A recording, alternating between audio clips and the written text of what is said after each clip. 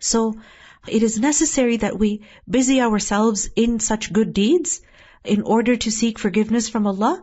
And then we also actively, directly, through our words, seek forgiveness from Allah subhanahu wa ta'ala. How can we do that? What are some words that we can say to seek forgiveness from Allah?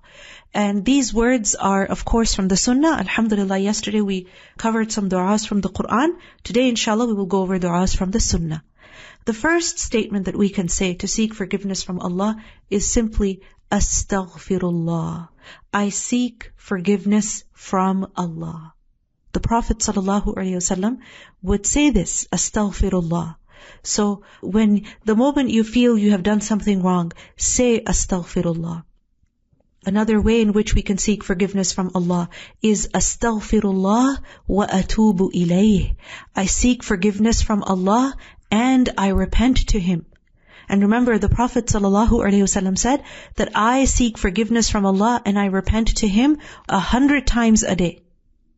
So we should also say this, Astaghfirullah wa atubu ilayh. Say this at least 100 times a day. Now, a question. When we say, I seek forgiveness from Allah, what does this mean? And when we say, I repent to Him, what does that mean?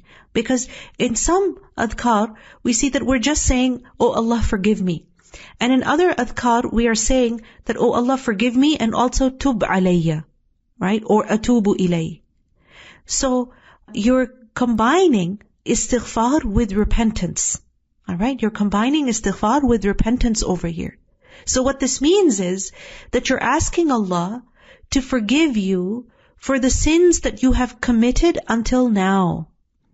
Meaning, in your entire life, up until this point, any sins that you have committed, knowingly, unknowingly, accidentally, deliberately, foolishly, in whatever state, for whatever reason, of whatever kind, whatever nature, whether it was a sin in words or sin in action, any kind of sin, whether it was an act of disobedience or leaving an act of obedience, any kind of sin, Astaghfirullah, Ya Allah, I seek forgiveness from you for that.